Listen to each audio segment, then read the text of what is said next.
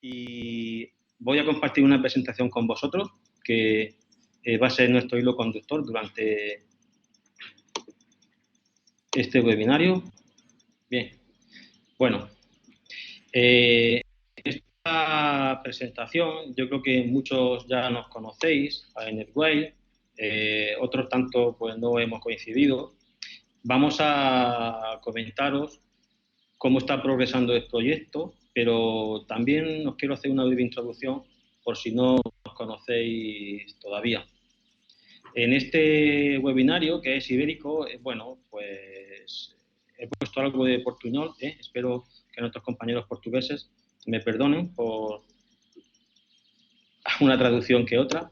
Bien, vamos a introduciros el proyecto y os vamos a comentar los principales resultados que hemos obtenido durante este proyecto, que es un proyecto de larga duración y está en sus inicios. Posteriormente vamos a centrarnos en qué propuestas estamos haciendo para armonizar la forma en la que recogemos y guardamos y, por tanto, luego compartimos los datos poblacionales de las especies silvestres con una perspectiva europea, aunque este webinario es para la península ibérica. Vamos a hablar también de algunos protocolos y formas de generar datos fiables y comparables de las poblaciones de fauna silvestre y vamos a ver que principalmente nos estamos centrando como especie, digamos, bandera de inicio en el jabalí, pero esto pretende ser algo más. Y finalmente vamos a hablar con una perspectiva de futuro hacia dónde vamos y además nos gustaría también introduciros un proyecto paralelo que ha surgido para hacer ciencia ciudadana que hemos llamado MammalNet. Bien, NetWhale es un consorcio que está conformado por unas 14 instituciones, organismos de investigación de diferente perfil de prácticamente toda Europa y está financiado por un organismo que uno pensaría que no tiene mucho que ver con las poblaciones de fauna silvestre, como es la Agencia Europea, la Autoridad Europea de Seguridad Alimentaria, la EFSA. Bien, la EFSA se ha preocupado por tener datos fiables de fauna silvestre, de su distribución y abundancia en Europa, puesto que eso es una de las variables que normalmente necesitan cuando trabajan con enfermedades compartidas, cuando quieren hacer evaluación de riesgo. Sin embargo, el poder contar y poder usar esta información de forma armonizada tiene muchos más usos, como veremos. ¿Qué objetivos pretendemos a través de NetWhale? Primero, queremos recopilar datos existentes, publicados o no publicados, es decir, fuentes ocultas, sobre la distribución y abundancia de fauna silvestre en Europa. Poder validarlos, es decir, no nos vale cualquier dato que no podamos validarlo. Pensad que esta información se va a utilizar para hacer análisis de riesgos y luego, en un momento dado, tomar decisiones. Se va a aplicar en políticas. Por tanto, tenemos que ser científicamente muy rigurosos con el uso de los datos. Y esta base de datos en la que consigamos agregar los datos ha de estar lo suficientemente armonizada y estandarizada como para que la podamos compartir entre todos. El tiempo del proyecto pues sería hasta 2023, ojalá se pueda prolongar a través de esta misma iniciativa u otra que le dé relevo. Y hasta ahora nos hemos centrado principalmente en el jabalí.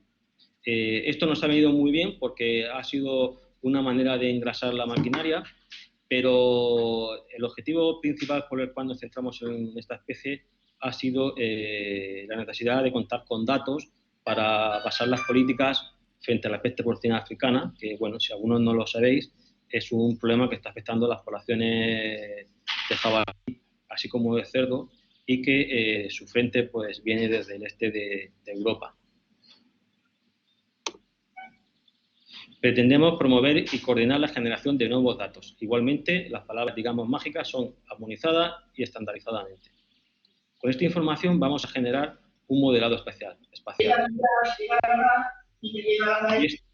Y este modelado o esta capa, digamos, que vamos generando, es una actividad continua, es lo que la Agencia Europea de Seguridad Alimentaria quiere utilizar para alimentar sus modelos de riesgo. Finalmente, y es para lo que estamos hoy aquí, es mejorar la red de profesionales de fauna silvestre que pueda apoyar estas actividades de recopilación de datos. Siempre en abierto, de manera que es una actividad que nosotros pensamos que nos va a beneficiar a todos. Bien, ¿cuál es la base de este proyecto? ¿En qué ha consistido el proceso que hemos realizado hasta ahora?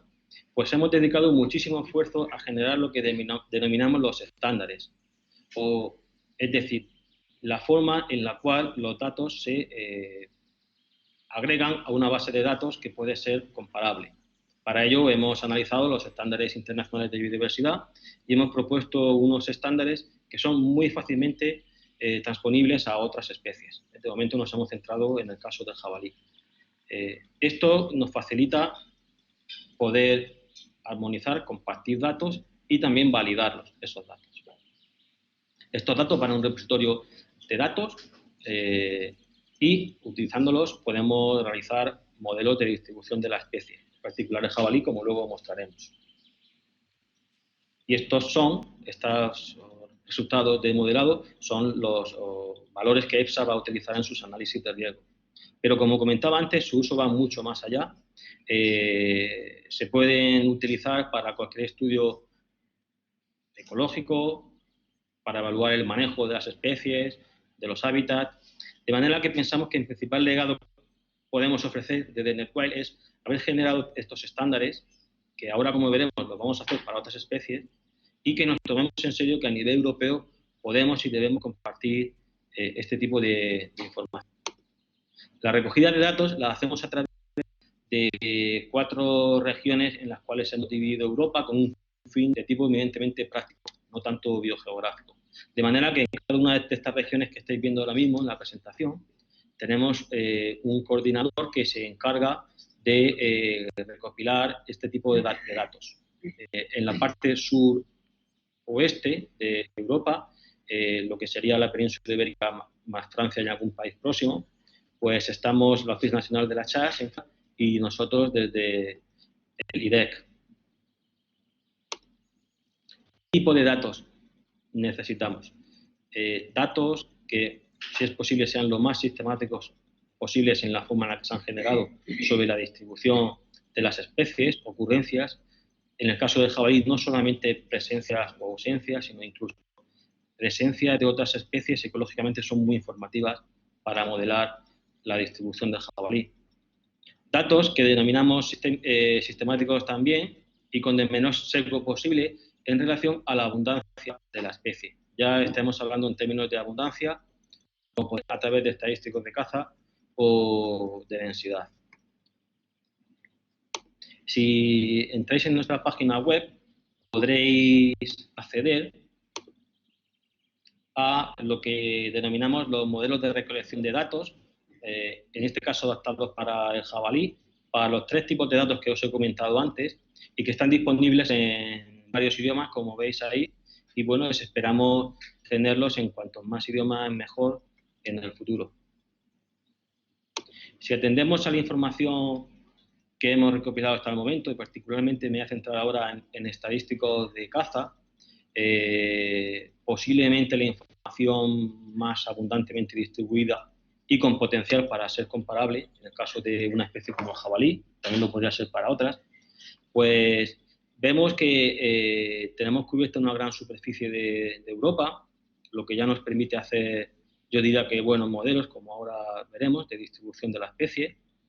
Vemos, y si atendéis a los colores de los diferentes países o regiones, que en tono rosado manejamos ya datos a nivel de la unidad de gestión, digamos, más pequeña, como es el coto de caza, en una serie de países de Europa.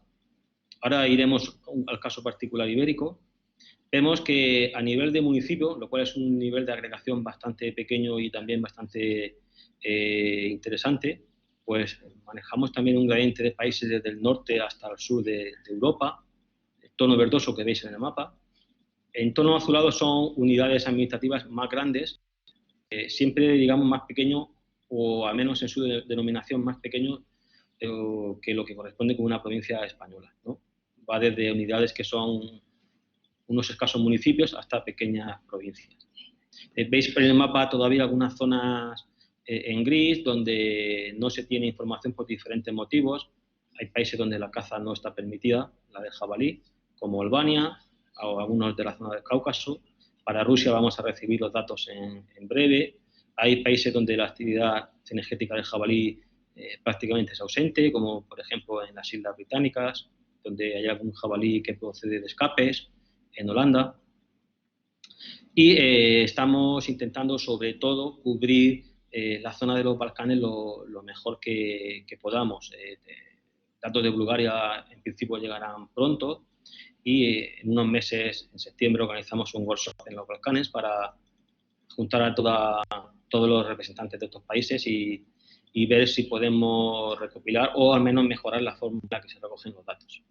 Pero estamos muy satisfechos del mapa que estáis viendo y al final aquí lo que vemos es una imagen de millones de pequeños datos que cada cuadrilla de cazador en cada batida han ido cogiendo a lo largo de toda Europa. El problema es que luego, cuando vas a buscarlos, no siempre están agregados a la menor resolución espaciotemporal posible. Si atendemos al caso de la península ibérica, empezaremos por España, pues igualmente estamos muy satisfechos de, en primer lugar, haber reunido en una única capa todos los perímetros de unidades de manejo del jabalí, de los cotos de caza. Falta alguna provincia, pero que también está ya disponible. No he tenido tiempo de incorporarla al mapa, pero digamos que está ya toda la península, mejor dicho, toda España a nivel de coto de caza.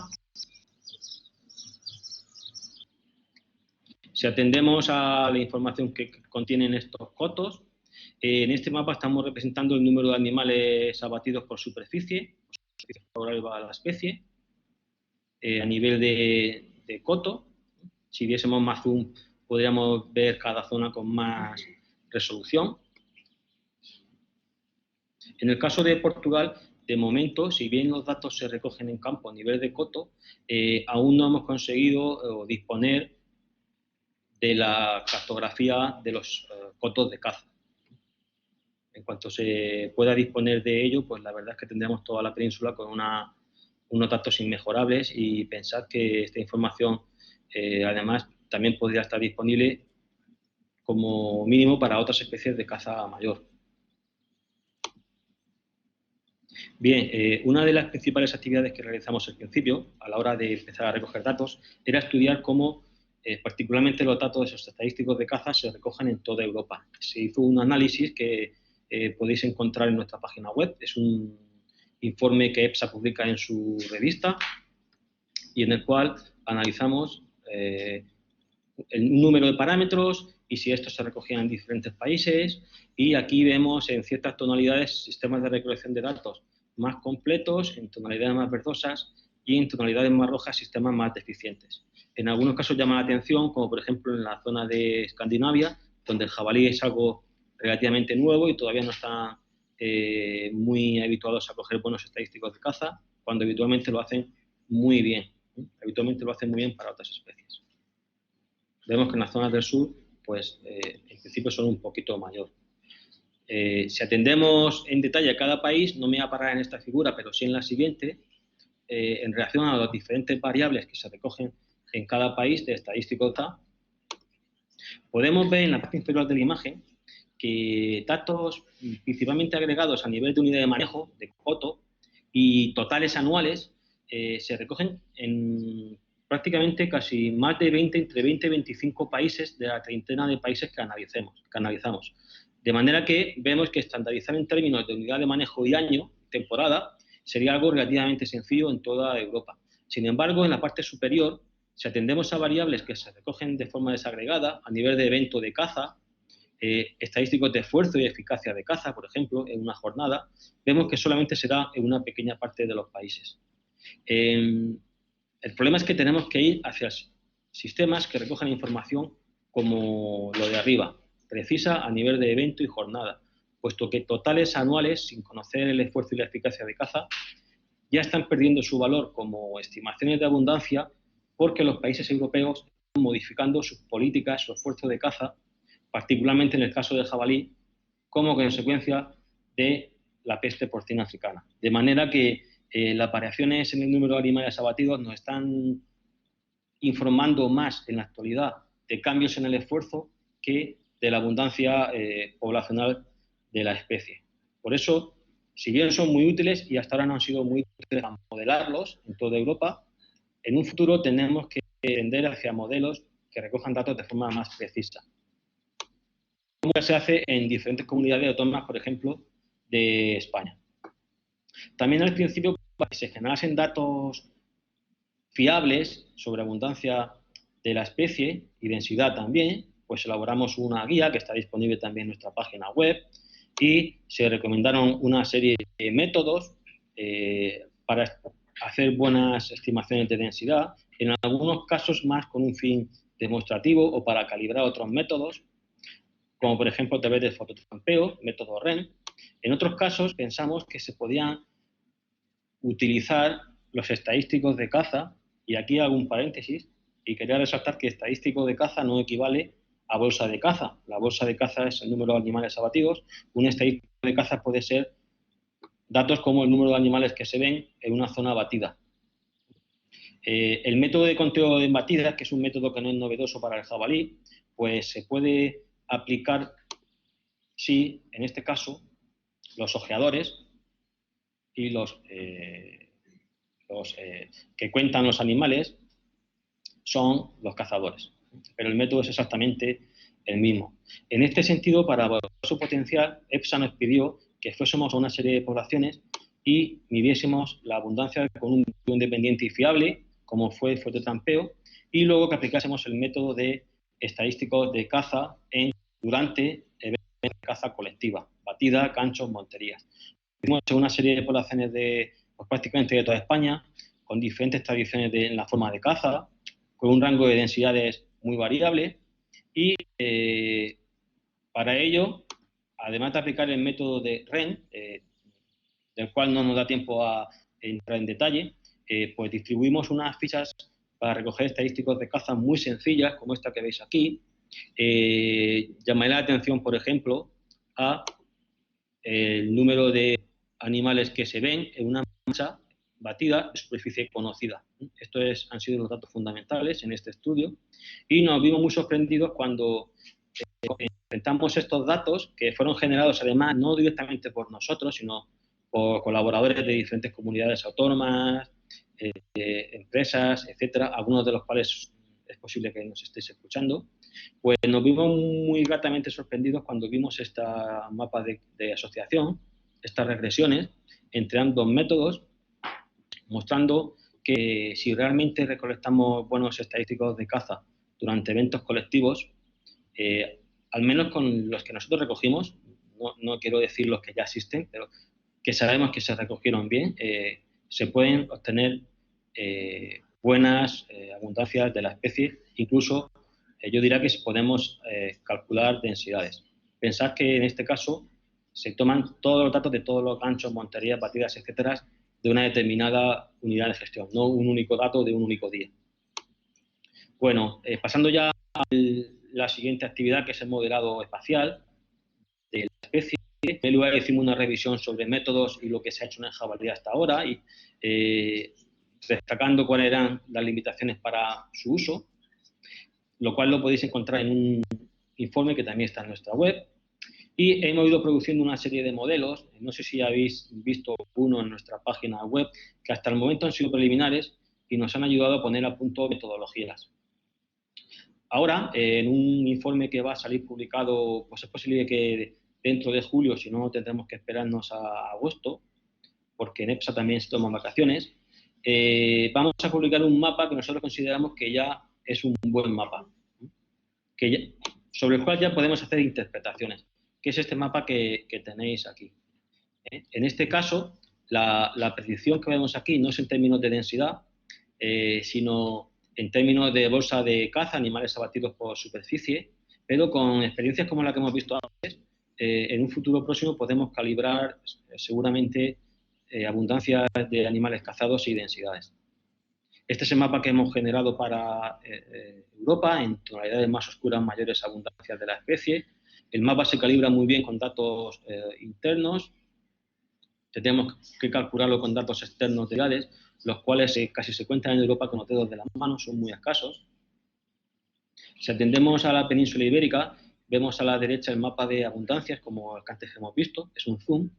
A la izquierda vemos la distribución de las bolsas de caza, Yo creo que es muy interesante, no hoy, sino que con tiempo, cuando accedáis a este informe, pues vuestros comentarios son muy útiles. A mí me llama mucho la atención, por ejemplo, cómo toda la zona costera de Portugal, toda la franja también de Galicia, perdón, de Portugal, se corresponden a densidades o abundancias de animales abatidos no muy elevadas, mientras que en el mapa presenta una elevada favorabilidad para la especie, en este caso en términos de bolsa de caza.